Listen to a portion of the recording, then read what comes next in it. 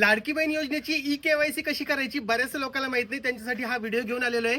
लाडकी बहीण योजनेची ई-केवायसी कशी करायची, कोणत्या वेबसाईटवर जायचं, कुठलं ऑप्शन सिलेक्ट करायचं, सगळी काही इन्फॉर्मेशन तुम्हाला याच व्हिडिओत भेटणार आहे। म्हणून सर्वात आधी व्हिडिओला लाईक करा आणि चॅनलला फॉलो करून घ्या। यासाठी सर्वात आधी तुम्हाला ladkibaheen.maharashtra.gov.in या वेबसाईटवर यायचं। तिथे एक पॉपअप दिसणार आहे, मुख्यमंत्री माझी लाडकी बहीण योजनेचे लाभार्थी ई-केवायसी प्रक्रिया पूर्ण करण्यासाठी येथे क्लिक करावे। तिथे तुम्हाला क्लिक करायचं आहे। इथे क्लिक केल्यानंतर तुम्हाला इथे लाभार्थ्याचा जो आधार क्रमांक आहे, म्हणजे तुमचा आधार क्रमांक टाकायचा आहे, कॅपेचा टाकायचा आहे आणि खाली मी सहमत आहे त्याला क्लिक करायचं आहे आणि OTP पाठवायचा आहे। जसा तुमच्या मोबाईलवर OTP येईल तुम्हाला तो सबमिट करायचा आहे।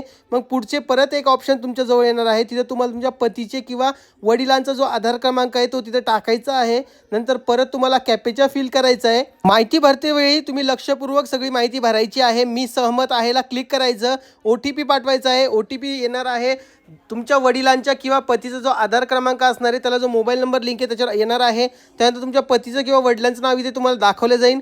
त्यानंतर तुम्हाला जात प्रवर्ग जो आहे तो इथे निवडायचा आहे, जी ही कास्ट असेल तुम्हाला सिलेक्ट करायची आहे। त्यानंतर इथे 2 प्रश्न विचारणार आहे, ते तुम्हाला तुमच्या सोयीनुसार होय किंवा नाही निवडायचं आहे। ऑप्शन जे आहे ते काळजीपूर्वक भरा, नाही तर तुमचे लाडकी बहीण योजनेचे पैसे जे आहे ते बंद सुद्धा होऊ शकतात। त्यानंतर मी दिलेली माहिती बरोबर आहे असं त्याला क्लिक करायचं आहे आणि डन करायचं आहे। त्यानंतर तुमची ई-केवायसी जी आहे ती पूर्ण होऊन जाईल। तर हा व्हिडिओ शेअर करा, तुमच्या लाडक्या बहिणींना सोबत रिपोस्ट करून आपल्या अकाउंटला फॉलो करा। धन्यवाद।